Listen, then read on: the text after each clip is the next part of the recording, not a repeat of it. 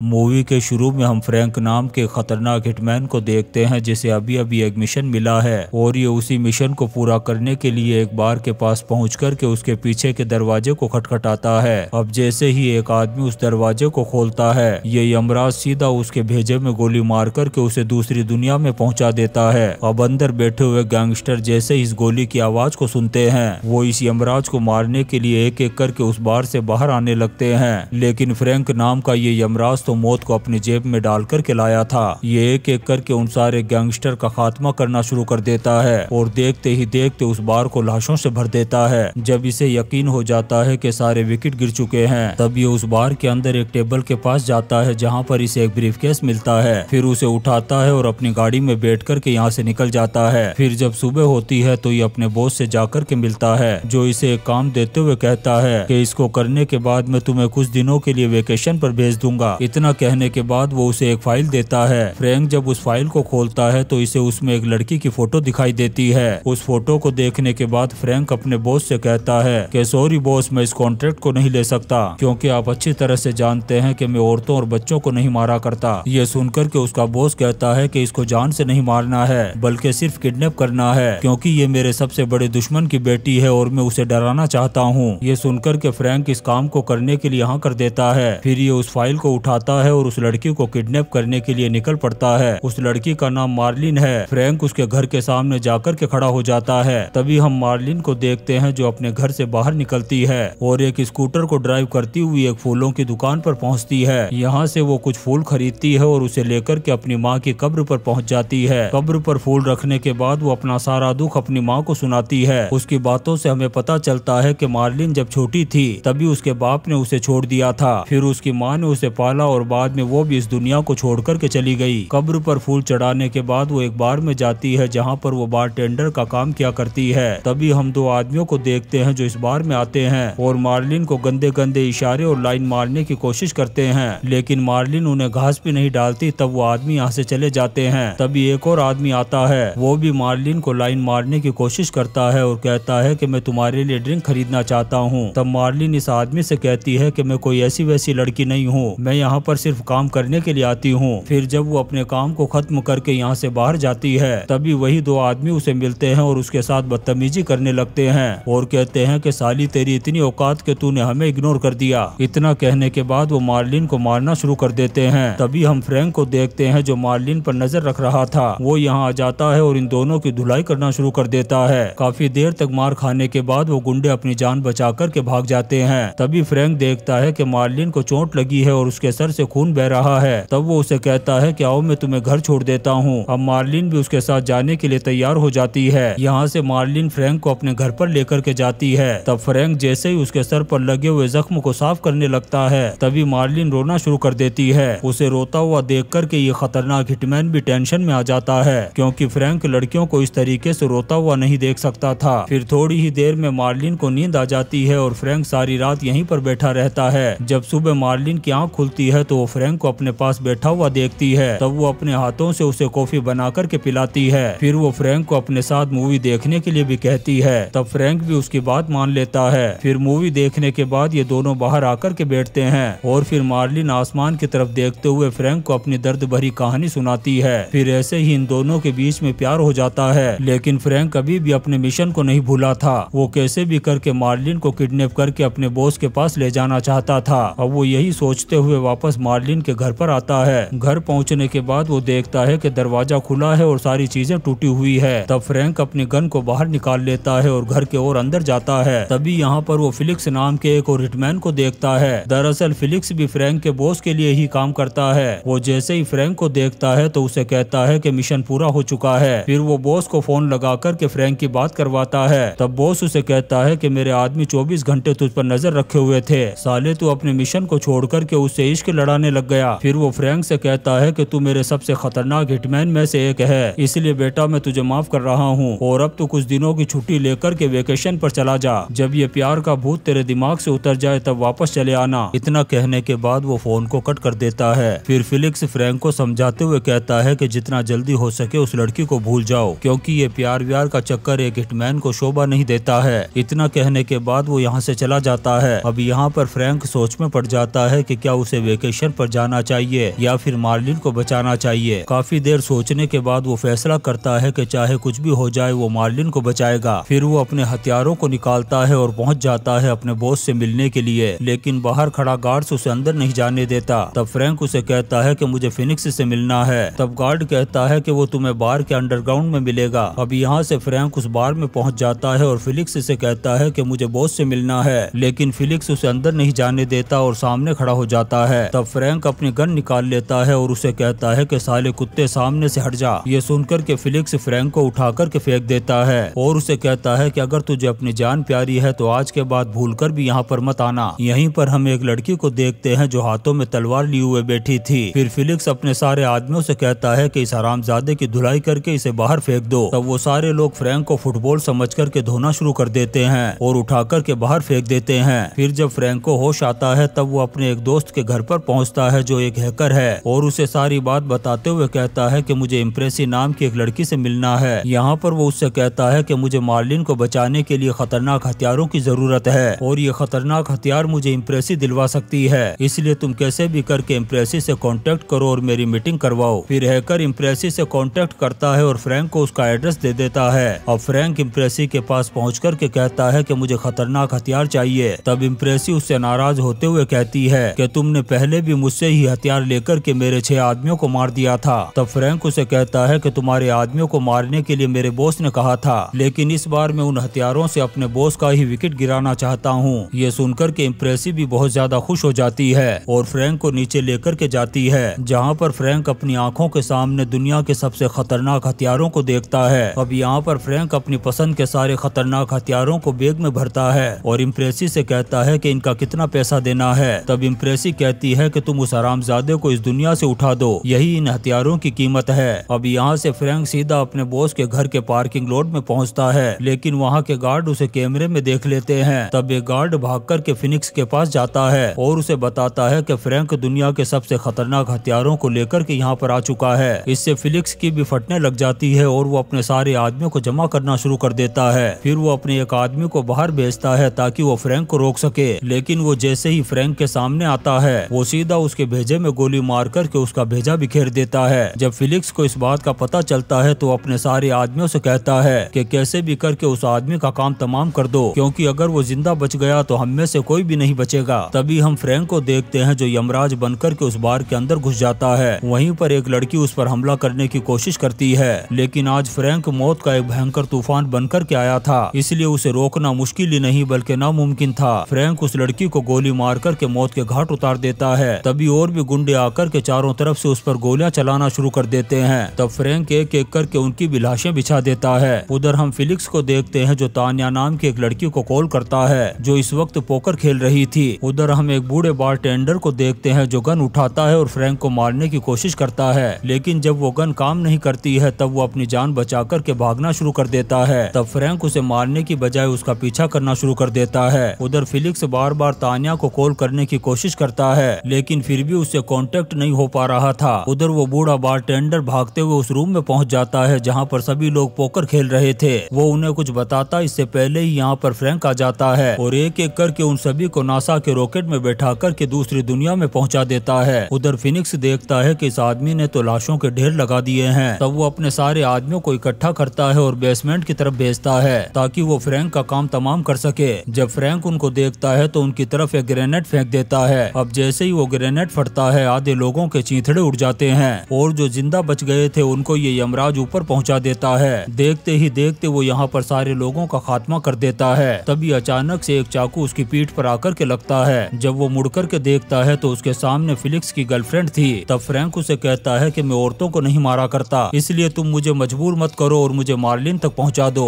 लेकिन ये उसकी कोई भी बात नहीं सुनती और उस पर हमला कर देती है। अब काफी देर तक इनके बीच में WWE की फाइट चलती रहती है, लेकिन फ्रैंक औरत समझ करके उसे जान से नहीं मारना चाहता था, इसलिए वो उसके पैरों पर वार करके उसे जख्मी कर देता है और उसे वार्निंग देते हुए कहता है कि मुझे मार्लिन तक लेकर के चलो। लेकिन वो अभी भी अपनी हरकतों से बाज नहीं आ रही थी। तब मजबूर होकर के फ्रैंक उसका काम तमाम कर देता है। उधर फिलिक्स कैमरे में अपनी गर्लफ्रेंड को मरता हुआ देख रहा था। अपनी गर्लफ्रेंड की मौत से वो और भी ज्यादा टेंशन में आ जाता है। तभी हम फ्रैंक को देखते हैं जो फिलिक्स को आवाज देकर के कहता है कि हरामजादे, मुझे पता चल चुका है कि तेरा दायां बायां हाथ कांपता है, इसलिए अब तू भी अपनी गर्लफ्रेंड के पास पहुंचने के लिए तैयार हो जा। जब फिलिक्स को ये आवाज सुनाई देती है तो वो सारी लाइटों को बंद कर देता है और फ्रैंक को मारने के लिए धीरे धीरे आगे बढ़ने लगता है। उधर फ्रैंक भी एक नाइट विजन को पहनकर के आगे बढ़ता है और एक दीवार के पास जाकर के रुक जाता है। तभी फिलिक्स उस दीवार के पीछे से एक फायर करता है, जिससे वो दीवार टूट जाती है और फ्रैंक जख्मी होकर के नीचे गिर जाता है। तभी फिलिक्स उसके सामने आ जाता है और उससे कहता है कि मैं तुमसे मुकाबला करना चाहता हूँ, ताकि ये पता चल सके कि हम में से सबसे तेज कौन है। इतना कहने के बाद वो फ्रैंक के हाथ में गन दे देता है और अब ये दोनों एक दूसरे के आमने सामने खड़े हो जाते हैं, ये देखने के लिए कि दोनों में से पहले गोली कौन चला पाता है। अब फिलिक्स गोली चलाता इससे पहले ही फ्रैंक उसके सीने में गोली मार देता है, फिर उसके करीब जाकर के उसके भेजे में गोली मारता है, जिससे फिलिक्स रॉकेट से भी तेज स्पीड में ऊपर पहुंच जाता है। अब इस यमराज के सामने कोई भी नहीं था, चारों तरफ सिर्फ सन्नाटा और लाशें ही लाशें नजर आ रही थी। फिर ये उस रूम में पहुंच जाता है जहां पर मार्लिन और इसका बॉस बैठा हुआ था। अंदर जाकर के फ्रैंक उसके सामने बैठ जाता है और उससे कहता है कि डैड, आपने ये अच्छा नहीं किया। यहाँ पर हमें पता चलता है कि फ्रैंक का बॉस असल में उसका बाप है। यहाँ पर फ्रैंक अपने बाप से कहता है कि तुमने बचपन से मुझे लोगों को मारना सिखाया था, लेकिन मार्लिन जब मेरी जिंदगी में आई तब मेरी दुनिया बदल गई थी, पर आपने फिर से सारी चीजों को खराब करने की कोशिश की। तभी अचानक से फ्रैंक का बाप गन उठाने की कोशिश करता है, लेकिन वो गन उठाता इससे पहले ही फ्रैंक उसे दुनिया से उठा देता है। जब मार्लिन इस चीज को देखती है तो फ्रैंक को गले लगा लेती है। फिर ये दोनों यहाँ से बाहर आ जाते हैं और इसी सीन के साथ ये शानदार मूवी मार्लिन खत्म हो जाती है। दोस्तों, हम आपके लिए ऐसी ही इंटरेस्टिंग मूवीज एक्सप्लेन करते रहेंगे, तो आप चैनल को सब्सक्राइब जरूर करें और लाइक और कमेंट्स भी करें। Thank you.